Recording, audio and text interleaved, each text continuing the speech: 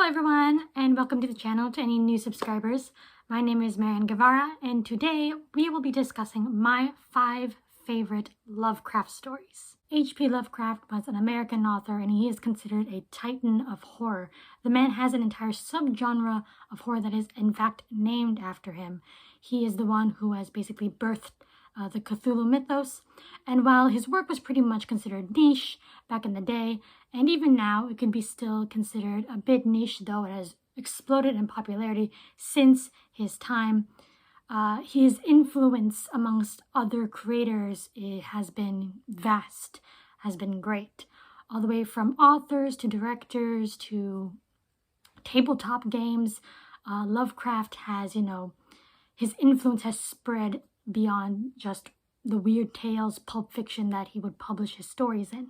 I became a fan of Lovecraft, I think a few years ago, when I first read the Call of Cthulhu and Other Weird Stories that was published by Penguin Classics. And slowly and steadily, I've become so much, more interested in his work. I love picking up anthologies that involve, Lovecraft or weird fiction in general.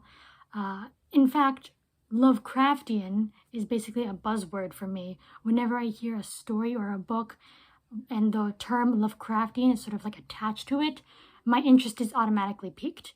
That doesn't necessarily mean that the book is good, would be good, or it's even Lovecraftian, but you've already piqued my interest by using that term Lovecraftian.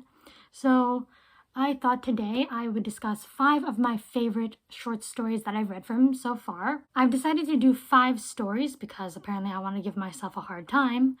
I will not be, ranking them because I don't want to give myself that much of a hard time. So I will just be going through chronological order from when they were published. So without further ado, let's go. So the first story that I'm going to mention isn't necessarily one of Lovecraft's most popular work. Whenever you hear someone talk about their favorite Lovecraft stories, this one doesn't really come up.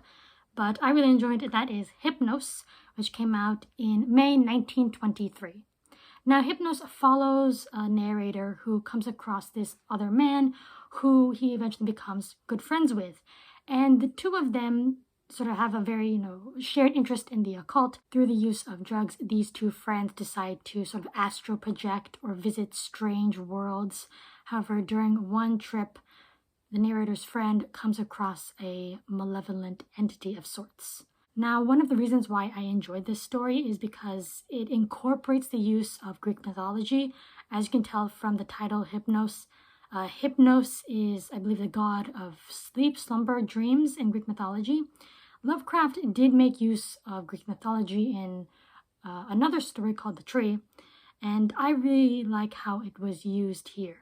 So Hypnos can be viewed as sort of like some malevolent outer god in a sense. And another reason why I do like this story is that it ends very ambiguously. We're automatically dealing with an unreliable narrator. Take note that him and his friend are, under the influence of drugs.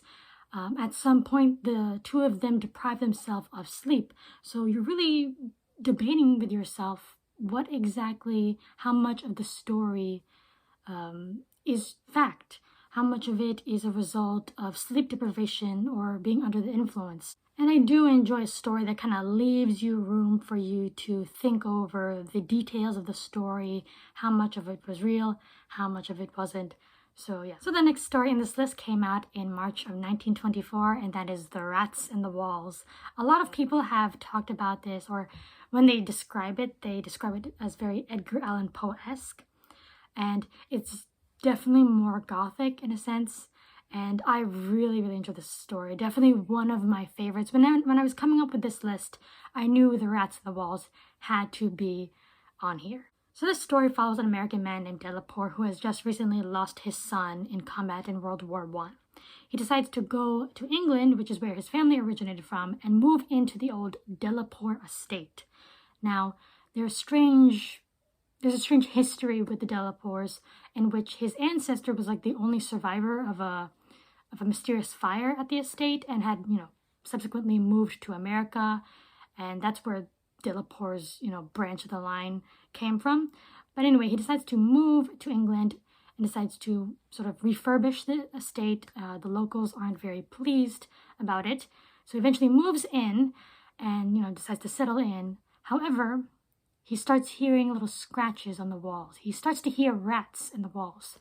He decides to get a group of men to go into the bowels of this estate to discover what's creating all this noise, and what he discovers is something truly horrifying. I think this story is just a great example of dark, gothic, brooding tension, and it really just ramps up to the huge reveal at the end, which honestly shocked me when I first read it. I know when critics got a hold of it, they were also disgusted and shocked as well. I didn't see it coming, and I think it's one of those stories where I read it, I'm like, okay, H.P. Lovecraft. So this is some of the stuff I'm expecting out of you. But I remember feeling very unnerved, very, not only tense, but just kind of genuinely scared when I read it. I feel that this story is on a list of a lot of people's favorite Lovecraft stories, and I would definitely recommend that you check it out. So yeah, that's The Rats in the Wall. For the third story, we had The Outsider, which came out in April 1926. Now, I did mention for The Rats in the Walls, that story had a very Edgar Allan Poe tone and feel to it. But for The Outsider, Lovecraft has been said that he was sort of channeling Edgar Allan Poe when writing this. In the story of The Outsider, we follow our narrator, who is this creature that has lived his entire life in this dark castle. And he doesn't know exactly how he came to be here. He doesn't remember having much of companionship. However, he does know that he can get a glimpse of the outside world if he journeys up the dark tower of the castle. And one night, he does exactly that. I feel that The Outsider is definitely one of those stories that can appeal to audiences that aren't necessarily into weird fiction or into the Cthulhu mythos. It's one of those stories, I think sad enough as it is, that I think a lot of people are a number of people can relate to. I know this is basically my own interpretation or my own thoughts, but The Outsider is one of those stories like The Dream Quest of Unknown Kadath or The Quest of Iranon, where I get this feeling that Lovecraft put a lot of his own feelings and sentiments into this story. Strange enough as it is, it's definitely one of those Lovecraft stories that kind of just tug at my heartstrings a bit, and one that I can really empathize with as well. So go check out The Outsider. So for the fourth story, we have The Color Out of Space, which came out in March 1927. Another one of my absolute favorites. I adore The Color Out of Space. This is actually adapted into, I believe, 2019 film starring Nicolas Cage. So yeah, The Color Out of Space, we follow an unnamed narrator who is visiting Arkham, and he's sort of investigating this strange occurrence where a meteorite crashed on a local farm, and the strange occurrences that took place that affected not only the surrounding land, but the family that was also residing on said land. I'd say this is one of the better, well-paced Lovecraft stories out there. I think it does a fantastic job of steadily revealing the events that occurred on this farm, what was happening to the animals, to the plant life, to the farmer and his family. And what I also really like is that Lovecraft kind of pulled back with the descriptions, leaving it vague, leaving it ambiguous, leaving it up to the reader's imagination to exactly imagine what exactly was happening. There really isn't any name dropping here. There's no mention of Azathoth or Nyarlathotep or Yog-Sothoth. It's overall just ambiguous. And the thing is, because it's ambiguous, we have to approach the horror in that way. For instance, in the story of Dagon, the narrator comes across this creature, this sort of fish-like amphibious creature that he has no idea what it is. He has to take something, a human concept, like this Babylonian deity known as Dagon, and then project it onto what he saw to make sense of it. However, the same thing can't be done for The Color Out of Space, because there is nothing for it. It is literally just a color that came out of space. So I really like how Lovecraft really played with that ambiguity. He didn't decide to tie it into sort of the outer gods or the great old ones. He left it very vague. And I do love the ending, how it leaves on a dark, ambiguous tone. The Color Out of Space is definitely one of the stories that's going to stick on this list. I may revisit this list, revise it. Stories may come and go, but I feel like the Cluttered Space is just staying right here on this list of favorites for sure. And lastly, for number 5 in this list of 5 favorite Lovecraft stories, we have the Call of Cthulhu, which came out in February of 1928. Now, Cthulhu is basically the most popular Lovecraft character. The Cthulhu mythos and everything. I'm sure if you look up a picture of Lovecraft, you'll find a picture of Cthulhu there. The Call of Cthulhu is basically various accounts that all center around this strange deity known Cthulhu and the various cults that worship it. And we go down this rabbit hole of discovering what exactly this deity is, what the plans of these cults are, and eventually coming across the deity, the sleeper himself. I think one of the reasons why I enjoyed reading the Call of Cthulhu when I first did years ago was sort of like the approach that the story took. Like I said, we are literally following various accounts that deal with Cthulhu, coming across this strange sculpture of it, and then hunting down certain cults that, worship Cthulhu and plan on releasing him. I also really enjoyed sort of like the description of Cthulhu, the sleeper. The one who will rise again, the one who dreams in Riley. And I also really like the descriptions of Cthulhu himself, like a mountain stumbling. I don't know, there was just a sense of grandiose when it came to Cthulhu. I found that the story starts off like a dark detective mystery, but then as it progresses, it just gets grander and grander until you have like the big reveal at the end.